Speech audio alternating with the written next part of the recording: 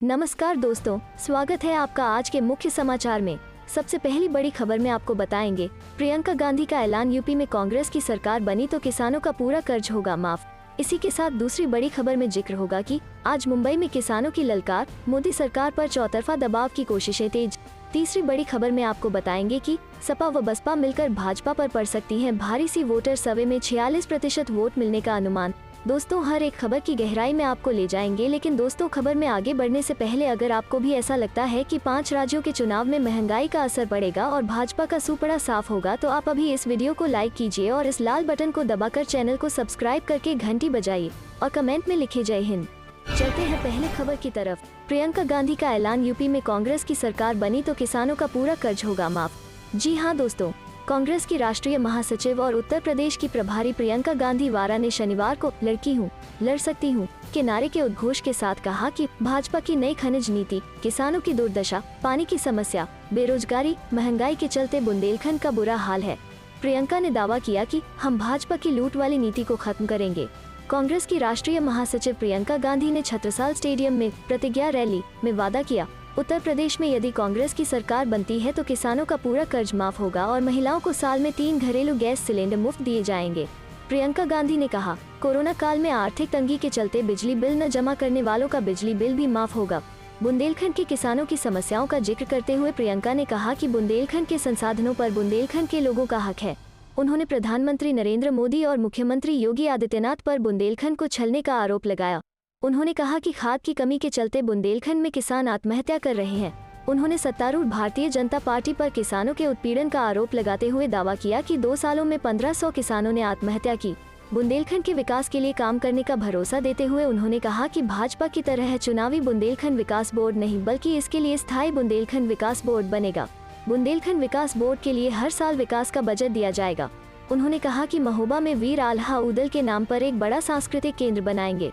उन्होंने कहा कि हमने छुट्टा जानवरों के लिए छत्तीसगढ़ के मॉडल को लागू करने की योजना बनाई है और हमारी सरकार बनने के बाद छत्तीसगढ़ मॉडल यहां लागू करेंगे। चलते हैं अगली खबर की तरफ। आज मुंबई में किसानों की ललकार, मोदी सरकार पर चौतरफा दबाव की कोशिशें तेज। जी हाँ दोस्तों, किसान आंदोलन को देशव्यापी रूप देने और अन्य संगठनों को भी सरकार के खिलाफ एक मंच पर लाने की में जुगत अब किसान दिल्ली से मुंबई पहुँच गए हैं। आज मुंबई के आजाद मैदान में किसान मजदूर महापंचायत का आयोजन किया जाएगा। इस महापंचायत में संयुक्त शेतकरी कामगार मोर्चा (एसएसके) के बैनर तले 100 से अधिक किसान संगठन शामिल होंगे। इस रैली को संयुक्त किसान मोर्चा के नेता संबोधित करेंगे, जिसके लिए भारतीय किसान यूनियन (भाकियू) के राष्ट्रीय प्रवक्ता राकेश टिकैत मुंबई पहुंच गए हैं। मीडिया को दिए अपने वक्तव्य में राकेश टिकैत ने कहा, किसानों और मजदूरों के विषयों पर इस बैठक में चर्चा होगी। दिल्ली में आंदोलन में यहाँ से कैसे मदद की जाएगी, ये सब विषय रहेंगे। ये बैठकें हमें पूरे देश में करनी पड़ेंगी। महापंचायत में किसान कई मुद्दों पर चर्चा करेंगे। टिकैत के अनुसार किसान मजदूर महापंचायत में फसल संबंधित सभी मुद्दे, एमएसपी की मांग, स्वामीनाथन रिपोर्ट के कार्यान्वयन, बेरोजगारी और कई अन्य मुद्दों पर भी बात होगी। बता दें कि संयुक्त किसान मोर्चा की मांगों में फसल वापसी, एमएसपी को गारंटीकृत करने के अलावा बिजली संशोधन बिल को वापस लेना, एयर क्वालिटी मैनेजमेंट एक्ट से आपराधिक प्रावधानों को हटाना, डीजल, पेट्रोल और कुकिंग गैस की कीमत आधी करना और राष्ट्रीय संसाधनों के निजीकरण पर रोक लगाना भी शामिल है। गौरतलब है कि कल कृषि मंत्री नरेंद्र सिंह तोमर ने किसानों से अनुरोध किया था कि वो प्रदर्शन खत्म करें और अपने अपने घर चले जाएं। उन्होंने कहा था, तीनों कृषि कानूनों को वापस लेने के ऐलान के बाद मुझे लगता है कि अब आंदोलन का कोई औचित्य नहीं है, इसलिए मैं किसानों और किसान संगठनों से निवेदन करता हूँ कि वो आंदोलन खत्म करें, बड़े मन का परिचय दें और पीएम मोदी की जो घोषणा है उसका आदर करते हुए अपने अपने घर लौटें। कृषि मंत्री के बयान पर पलटवार करते हुए राकेश टिकैत ने कहा था कि सरकार द्वारा एमएसपी पर कानून की हमारी मांग को स्वीकार करने के बाद ही हम घर जाएंगे और विरोध वापस ले लेंगे। हमारा जनवरी तक दिल्ली बॉर्डर में रहने का कोई इरादा नहीं है। यदि सरकार एमएसपी और धरना के दौरान मारे गए 750 किसानों के लिए मुआवजे की हमारी मांग को स्वीकार करेगी तो हम तुरंत घर चले जाएंगे। हालांकि तमाम खबरों के बीच सरकार के लिए एक अच्छी खबर भी आ रही है। सिंघू और टिकरी बॉर्डर के किसान नेताओं ने संयुक्त बैठक कर 29 नवंबर को शीतकालीन सत्र के पहले दिन संसद तक ट्रैक्टर मार्च निकालने की योजना को स्थगित कर दिया है। चलते हैं अगली खबर की तरफ। सपा व बसपा मिलकर भाजपा पर पड़ सकती हैं भारी सी वोटर सर्वे में 46% वोट मिलने का अनुमान। जी हाँ दोस्तों, यूपी इलेक्शन 2022 को लेकर कराए गए सर्वे में बीजेपी बेशक सबसे बड़ा दल बनकर उभर रहा है, लेकिन सपा बसपा मिल जाए तो उसे चारों खाने चित करने की स्थिति में दिख रही है। पिछले चुनाव में दोनों मिलकर लड़े थे, लेकिन फिर भी उनका वोट % बीजेपी के मुकाबले काफी कम था। 2017 के विधानसभा चुनाव में 403 की असेंबली में बीजेपी 325 सीटें लेकर पहले नंबर पर रही थी। सपा को 54 तो बसपा को केवल 19 सीटें ही मिल सकी थी। चुनाव बाद दोनों का गठजोड़ भी टूट गया था। इस बार के साप्ताहिक सर्वे में सपा बसपा को 46% वोट मिलने का अनुमान है। अगर सपा के साथ कांग्रेस का वोट शेयर भी जोड़ दिया जाए तो भी बीजेपी मुश्किल में पड़ सकती है। वोटर सर्वे में बीजेपी को 40 तो सपा को 32% वोट मिलते दिख रहे हैं। बसपा को 14, कांग्रेस को 8 और अन्य को 6% वोट मिलने का अनुमान है। बीते 20 नवंबर के आंकड़ों से तुलना की जाए तो बहुजन समाज पार्टी को मिलने वाला वोट 1% कम हो गया है, जबकि सर्वे के आंकड़े के अनुसार कांग्रेस को आज की तारीख में यूपी चुनाव में 8% वोट मिलता दिख रहा है। 20 नवंबर के सर्वे में यह आंकड़ा 7% था, यानी उसकी स्थिति में सुधार होता दिख रहा है। वोटर सर्वे में माना गया है कि उत्तर प्रदेश में अगले साल की शुरुआत में होने वाले चुनाव को लेकर राजनीतिक तापमान बेहद गर्म है। वोटर ने साप्ताहिक सर्वे के जरिए यूपी की जनता का मूड जाना है। चलते हैं अगली खबर की तरफ। अगले साल के विधानसभा चुनाव में निषाद समाज भाजपा को हरा देगा, अखिलेश यादव। जी हां दोस्तों, समाजवादी पार्टी सपा के अध्यक्ष एवं उत्तर प्रदेश के पूर्व मुख्यमंत्री अखिलेश यादव ने भारतीय जनता पार्टी भाजपा के प्रवक्ता सुधांशु त्रिवेदी के एक बयान पर रविवार को तीखी प्रतिक्रिया व्यक्त करते हुए कहा कि भाजपा की दलित और महिला विरोधी सोच उनके प्रवक्ताओं के मुंह पर आ ही जाती है। उन्होंने दावा किया कि 2022 के विधानसभा चुनाव में भाजपा को निषाद समाज चुनाव हरा देगा। सपा प्रमुख यादव ने एक ट्वीट में कहा, भाजपा की दलित और महिला विरोधी सोच उनके प्रवक्ताओं के मुंह पर आ ही जाती है। स्वर्गीय फूलन देवी जी के खिलाफ अपशब्द बोलकर भाजपा प्रवक्ता ने संपूर्ण निषाद समाज का घोर अपमान करने की कोशिश की, परंतु सपा के प्रवक्ता ने उनकी बोलती बंद कर दी। यादव ने अपने ट्वीट में एक चैनल की बहस का वीडियो भी पोस्ट किया है, जिसमें भाजपा प्रवक्ता सुधांशु त्रिवेदी मिर्जापुर से 2 बार समाजवादी पार्टी की सांसद रही फूलन देवी को डकैत कहते सुने जा रहे हैं और उनके विरोध में सपा प्रवक्ता इसे महिलाओं का अपमान बता रहे हैं। चलते हैं अगली खबर की तरफ। अब टेट का पेपर लीक, प्रदेश भर में परीक्षा रद्द, मेरठ एसटीएफ ने 23 लोगों को उठाया, पूछताछ जारी। जी हां दोस्तों, उत्तर प्रदेश शिक्षक पात्रता परीक्षा टीईटी पेपर लीक होने की आशंका में निरस्त कर दी गई है। एसटीएफ इस मामले में 23 लोगों को गिरफ्तार कर पूछताछ कर रही है। सचिव परीक्षा नियामक प्राधिकारी संजय कुमार उपाध्याय ने बताया कि दोनों पालियों की परीक्षाएं निरस्त कर दी गई हैं कि 1 महीने के भीतर दोबारा टीईटी परीक्षा कराई जाएगी। एप्लीकेंट्स को इसके लिए फीस दोबारा नहीं देनी पड़ेगी। आपको बता दें कि यूपी टीईटी 2021 की परीक्षा 2 पालियों में 2554 केंद्रों पर 28 नवंबर को प्रस्तावित थी। पहली में 12,91,628 और दूसरी पाली में 8,73,553 अभ्यर्थी शामिल होंगे। इसे लेकर गुरुवार को प्रमुख सचिव बेसिक शिक्षा ने समस्त मंडल के कमिश्नर और जनपदों के जिलाधिकारी, प्रशासनिक अफसर, पुलिस आयुक्त, एसएसपी और जिला विद्यालय निरीक्षक के साथ वीडियो कॉन्फ्रेंसिंग की। पहली बार परीक्षा केंद्रों पर लाइव सीसीटीवी के माध्यम से नजर रखने का प्लानिंग की गई थी। परीक्षा केंद्र के अंदर मोबाइल फोन तथा अन्य इलेक्ट्रॉनिक उपकरण पर पूर्णतः प्रतिबंध किया गया। जानकारी के मुताबिक सॉल्वर गैंग से जुड़े शामली निवासी मनीष उर्फ मोनू, रवि पुत्र विनोद, धर्मेंद्र पुत्र कुंवरपाल समेत 23 लोगों को एसटीएफ ने गिरफ्तार कर लिया है। साथ कई अन्य जगह छापेमारी कर दर्जनों को हिरासत में लेकर एसटीएफ पूछताछ कर रही है। एसटीएफ इस पूरे मामले की जांच में जुटी है। बताया जा रहा है कि व्हाट्सएप पर पेपर लीक किया गया था। पुलिस के मुताबिक गाजियाबाद, बुलंदशहर, मथुरा में व्हाट्सएप ग्रुप पर एग्जाम का पेपर वायरल हुआ था, जिसके बाद परीक्षा को रद्द करना पड़ा है। चलते हैं अगली खबर की तरफ। जम्मू कश्मीर में भाजपा नेता ने उपेक्षा का आरोप लगाते हुए इस्तीफा दिया। जी हां दोस्तों, भारतीय जनता पार्टी की जम्मू कश्मीर इकाई के प्रचार सचिव अरुण के छिब्बर ने उपेक्षा और अपमान का आरोप लगाते हुए शनिवार को पार्टी की प्राथमिक सदस्यता से इस्तीफे की घोषणा की। छिब्बर 65 ने एक संवाददाता सम्मेलन में कहा कि वो पार्टी के साथ 40 साल से भी ज्यादा वक्त से जुड़े रहे हैं, पूरे समर्पण और निष्ठा से काम किया है। छिब्बर ने कहा, अप्रैल 1980 में भाजपा की स्थापना के समय से ही मैं इससे जुड़ा हुआ था और जमीनी स्तर के कार्यकर्ता के रूप में महत्वपूर्ण भूमिका निभाई। मैंने कभी अपने परिवार की परवाह नहीं की और देश की सेवा करने के पार्टी के एकमात्र लक्ष्य से प्रभावित रहा। स्नातकोत्तर छिब्बर ने कहा कि उन्होंने सरकारी नौकरी से ज्यादा तवज्जो भाजपा को दी और पार्टी नेतृत्व के हिसाब से हर स्तर पर अपनी जिम्मेदारियां निभाईं। उन्होंने दावा किया, पिछले कुछ साल तक जब तक हम जम्मू कश्मीर में सत्ता में नहीं थे, हम शक्तिशाली हुआ करते थे और अपने स्तर पर जनता की समस्याएं सुलझाया करते थे, लेकिन सत्ता में आने के बाद से हम जनता के साथ अपना संपर्क खोने लगे। छिब्बर ने कहा कि प्रधानमंत्री नरेंद्र मोदी के नेतृत्व में भाजपा नए लोगों के शामिल होने से बढ़ रही है, लेकिन पार्टी के लिए खून पसीना बहाने वाले पुराने लोगों की उपेक्षा की जा रही है, उन्हें अपमानित किया जा रहा है। चलते हैं अगली खबर की तरफ। किसानों की एक और मांग के आगे झुकी सरकार, अब पराली जलाना नहीं माना जाएगा अपराध। जी हां दोस्तों, विधानसभा के चुनाव क्या सिर पर आए, सरकार ने तो हार के डर से किसानों के सामने घुटने ही टेक दिए। 3 कृषि कानूनों की वापसी के ऐलान के बाद अब सरकार ने किसानों की एक और मांग स्वीकारते हुए पराली जलाने को अपराध की श्रेणी से बाहर रखने का फैसला किया है। केंद्रीय कृषि मंत्री नरेंद्र सिंह तोमर ने इस बात की जानकारी दी। उन्होंने कहा कि किसान संगठनों ने किसानों द्वारा पराली जलाने को अपराध मुक्त करने की मांग की थी, जिसे भारत सरकार ने स्वीकार कर लिया है। उन्होंने जानकारी देते हुए कहा कि तीनों कृषि कानूनों को वापस लेने वाला विधेयक संसद के शीतकालीन सत्र के पहले दिन पेश किया जाएगा। उन्होंने किसानों से अपना आंदोलन समाप्त करने और घर लौटने का भी आग्रह किया। बता दें कि किसान संगठनों ने किसानों द्वारा पराली जलाने को अपराध मुक्त करने की मांग की थी। भारत सरकार ने इस मांग को स्वीकार कर लिया है। तोमर ने कहा कि प्रधानमंत्री नरेंद्र मोदी ने फसल विविधीकरण, शून्य बजट खेती और एमएसपी प्रणाली को और अधिक पारदर्शी और प्रभावी बनाने के मुद्दों पर विचार विमर्श करने के लिए एक समिति गठित करने की घोषणा की है। इस कमेटी में किसान संगठनों के प्रतिनिधि होंगे। उन्होंने कहा कि इस समिति के गठन से एमएसपी पर किसानों की मांग पूरी हुई। चलते हैं अगली खबर की तरफ। यूपी के सीएम के तौर पर किसे सबसे ज्यादा पसंद करती है जनता? सर्वे में योगी अखिलेश के बीच इतना है फासला। जी हाँ दोस्तों, उत्तर प्रदेश विधानसभा चुनाव में कुछ ही महीने बचे हैं। ऐसे सभी राजनीतिक पार्टियां यूपी चुनाव की तैयारियों में जोर शोर से जुट गई हैं। सभी राजनीतिक दल आम जनता के बीच अपनी पहचान बनाने में लगे हैं। एक ओर से जहां सत्ता पर काबिज पार्टी उद्घाटन और निर्माण कार्यों का शिलान्यास कर चुनावी मैदान में अपने प्रचार की रफ्तार तेज कर दी है, तो वहीं विपक्ष में बैठे दलों की ओर से सरकार द्वारा किए गए कामों को लेकर आरोप प्रत्यारोप का दौर जारी है। हालांकि सभी को ये जानने की उत्सुकता है कि आखिर जनता यूपी की कमान किसके हाथों में सौंपेगी। क्या फिर से योगी आदित्यनाथ मुख्यमंत्री के पद पर काबिज हो पाएंगे या जनता अन्य विपक्षी दल को इस बार मौका देगी?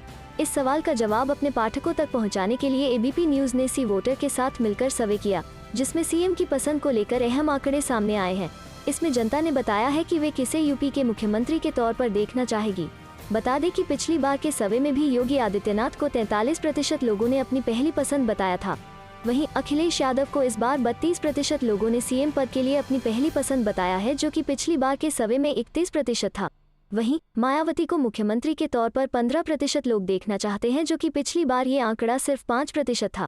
प्रियंका गांधी को यूपी की सीएम के रूप में 4% लोग देखना चाहते हैं, जो कि पिछले सर्वे में ये आंकड़ा 5% था।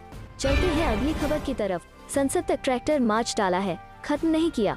किसानों ने चेताते हुए कहा बातचीत की टेबल पर आए सरकार।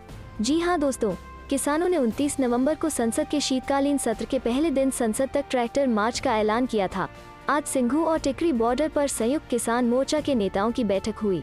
संयुक्त किसान मोर्चा के नेताओं की मीटिंग में ट्रैक्टर से संसद मार्च को लेकर बड़ा फैसला लिया गया है। किसानों ने 29 नवंबर को ट्रैक्टर से संसद मार्च स्थगित कर दिया है। संयुक्त किसान मोर्चा ने कहा है कि सरकार ने 29 नवंबर को संसद में बिल लाकर तीनों कृषि कानूनों को वापस लेने का भरोसा दिलाया है।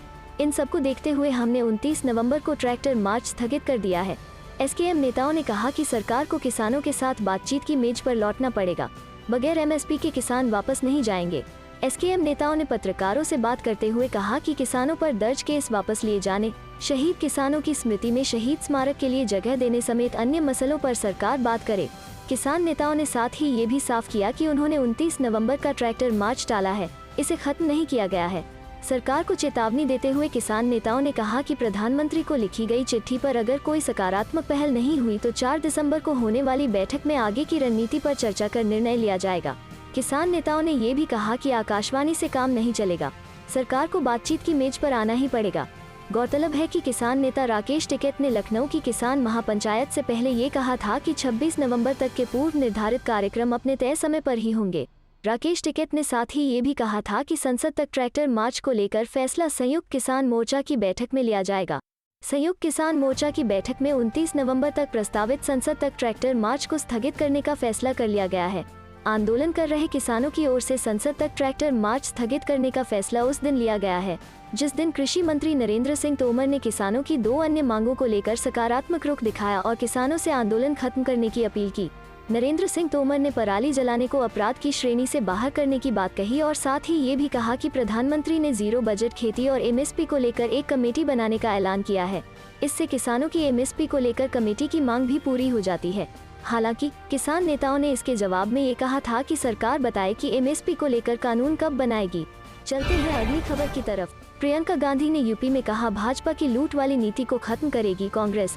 जी हाँ दोस्तों, कांग्रेस की राष्ट्रीय महासचिव और उत्तर प्रदेश की प्रभारी प्रियंका गांधी वाड्रा ने शनिवार को लड़की हूँ, लड़ सकती हूँ के नारे के उद्घोष के साथ कहा कि भाजपा की नई खनिज नीति, किसानों की दुर्दशा, पानी की समस्या, बेरोजगारी, महंगाई के चलते बुंदेलखंड का बुरा हाल है।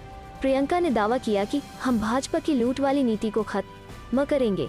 कांग्रेस की राष्ट्रीय महासचिव प्रियंका गांधी वाड्रा ने शनिवार को यहां छत्रसाल स्टेडियम में प्रतिज्ञा रैली में वादा किया, उत्तर प्रदेश में यदि कांग्रेस की सरकार बनती है तो किसानों का पूरा कर्ज माफ होगा और महिलाओं को साल में 3 घरेलू गैस सिलेंडर मुफ्त दिए जाएंगे।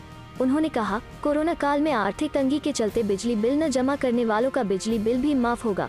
बुंदेलखंड के किसानों की समस्याओं का जिक्र करते हुए प्रियंका ने कहा कि बुंदेलखंड के संसाधनों पर बुंदेलखंड के लोगों का हक है। उन्होंने प्रधानमंत्री नरेंद्र मोदी और मुख्यमंत्री योगी आदित्यनाथ पर बुंदेलखंड को छलने का आरोप लगाया। उन्होंने कहा कि खाद की कमी के चलते बुंदेलखंड में किसान आत्महत्या कर रहे हैं। उन्होंने सत्तारूढ़ भारतीय जनता पार्टी पर किसानों के उत्पीड़न का आरोप लगाते हुए दावा किया कि 2 सालों में 1500 किसानों ने आत्महत्या की। बुंदेलखंड के विकास के लिए काम करने का भरोसा देते हुए उन्होंने कहा कि भाजपा की तरह चुनावी बुंदेलखंड विकास बोर्ड नहीं बल्कि इसके लिए स्थायी बुंदेलखंड विकास बोर्ड बनेगा। बुंदेलखंड विकास बोर्ड के लिए हर साल विकास का बजट दिया जाएगा। उन्होंने कहा कि महोबा में वीर आल्हा उदल के नाम पर एक बड़ा सांस्कृतिक केंद्र बनाएंगे। उन्होंने कहा कि हमने छुट्टा जानवरों के लिए छत्तीसगढ़ के मॉडल को लागू करने की योजना बनाई है और हमारी सरकार बनने के बाद छत्तीसगढ़ मॉडल यहां लागू करेंगे। चलते हैं अगली खबर की तरफ। सपा की सरकार बनने पर गरीबों का मुफ्त इलाज होगा, 3 गुना होगी पेंशन, अखिलेश। जी हां दोस्तों, उत्तर प्रदेश में समाजवादी पार्टी की सरकार बनने पर गरीबों का मुफ्त इलाज करने तथा वृद्धा और विधवा पेंशन 3 गुना किए जाने का वादा करते हुए सपा प्रमुख और प्रदेश के पूर्व मुख्यमंत्री अखिलेश यादव ने शनिवार को कहा कि जनता अब भाजपा का सफाया कर देगी। सपा प्रमुख ने शनिवार को हरदोई के संडीला में महाराज सलहियर रघुवंशी के 15वें मूर्ति स्थापना दिवस पर आयोजित समारोह को संबोधित करते हुए कहा कि समाजवादी पार्टी की सरकार बनने पर गरीबों, दलितों, पिछड़ों और किसानों के हक में कार्य होगा। अखिलेश ने कहा कि हम अभी कोई योजना नहीं बताएंगे क्योंकि भाजपा के लोग इसकी नकल कर लेंगे। उन्होंने वृद्धा और विधवा पेंशन का नाम लिए बिना कहा, हमारी माताओं और बहनों को अभी 500 रुपए मिलते हैं, लेकिन इस महंगाई में वो बहुत कम है। सरकार बनी तो 3 गुना रकम दी जाएगी। उन्होंने कहा कि भाजपा के लोगों ने लाखों नौकरी देने का वादा किया और कितनी नौकरी दी आप सब जानते हैं। उन्होंने कहा बिजली इसलिए महंगी हो गई क्योंकि बिजली उत्पादन का कोई कारखाना नहीं खुला। उन्होंने भाजपा पर अपनी सरकार में किए गए कार्यों की नकल का आरोप लगाया। यादव ने कहा, समाजवादी पार्टी सभी रंगों को जोड़कर गुलदस्ता बना रही है तो एक रंग वाली भाजपा परेशान हो गई है। उन्होंने दावा किया कि इस बार उत्तर प्रदेश से भाजपा का सफाया होने जा रहा है। चलते हैं अगली खबर की तरफ। देर आए पर दुरुस्त नहीं, बैकफुट पर सरकार, त्याग के बाद भी किसानों को राहत का इंतजार। जी हां दोस्तों, 3 कृषि कानूनों पर राजनीति का पहिया उल्टी दिशा में घूम गया है। पहले अधिक दिखने वाली सरकार न सिर्फ कानून वापस लेने के बाद भी सियासी मैदान में बैकफुट पर है, जबकि किसान संगठन फ्रंट फुट पर हैं। सरकार की उम्मीदों के विपरीत कानूनों की वापसी की घोषणा के बाद किसान आंदोलन खत्म होने के बदले पहले से ज्यादा संगठित और मजबूत हुआ है। कानून वापसी की घोषणा के बाद भी सरकार नाराज किसानों को मनाने के लिए जद्दोजहद में जुटी है, जबकि किसान संगठन सरकार को और अधिक झुकाकर दूसरी मांगों पर भी मुहर लगवा लेना चाहता है। सरकार को उम्मीद थी कि कृषि कानूनों की वापसी की घोषणा किसान आंदोलन को खत्म करने में जादू की छड़ी की भूमिका निभाएगी। हालांकि किसान संगठन न्यूनतम समर्थन मूल्य पर कानूनी गारंटी, लखीमपुर खीरी की घटना में गृह राज्य मंत्री अजय मिश्रा की गिरफ्तारी और आंदोलन के दौरान जान गंवाने वाले किसानों को मुआवजे के साथ उनके नाम पर स्मारक बनाने की मांग पर अड़े हुए हैं। जाहिर तौर पर कानून वापसी की घोषणा ने किसान आंदोलन को नई मजबूती दी है। कृषि कानूनों के बाद सरकार बैकफुट पर है तो किसान संगठन फ्रंट फुट पर है। पहली बार दबाव में आई सरकार को किसान संगठन और दबाव में लाना चाहते हैं। सरकार को शीतकालीन सत्र में विपक्ष के मुश्किल सवालों से जूझना है। इसके अलावा उसके सामने विधानसभा चुनावों से पूर्व किसानों की नाराजगी दूर करने की चुनौती है। सरकार में किसान सम्मान निधि की राशि बढ़ाने, MSP पर तर्कसंगत निर्णय करने, गृह राज्य मंत्री अजय मिश्रा के राजनीतिक भविष्य का फैसला करने को लेकर लगातार मंथन हो रहा है। चलते हैं अगली खबर की तरफ। दिल्ली में एंट्री पर अड़े किसान प्रदर्शनकारी, यूपी से सटे 4 बॉर्डर सील। जी हां दोस्तों, प्रधानमंत्री नरेंद्र मोदी द्वारा तीनों कृषि सुधार कानूनों को निरस्त करने का ऐलान किए जाने बावजूद संयुक्त किसान मोर्चा का दिल्ली के बॉर्डर पर धरना प्रदर्शन जारी है। प्रदर्शनकारी अब 29 नवंबर को दिल्ली में प्रवेश करने की जिद पर अड़े हैं। तीनों केंद्रीय कृषि सुधार कानून के विरोध में प्रदर्शन का 1 साल पूरा होने पर शुक्रवार को सिंघू, टीकरी और यूपी बॉर्डर पर प्रदर्शनकारियों की संख्या में बढ़ोतरी भी देखने को मिली। ऊपर बॉर्डर पर पंचायत भी हुई, जिसमें आगामी रणनीति पर चर्चा की गई। इसे देखते हुए दिल्ली के सभी बॉर्डर पर बैरिकेडिंग करते हुए भारी संख्या में जवानों को तैनात कर दिया गया है।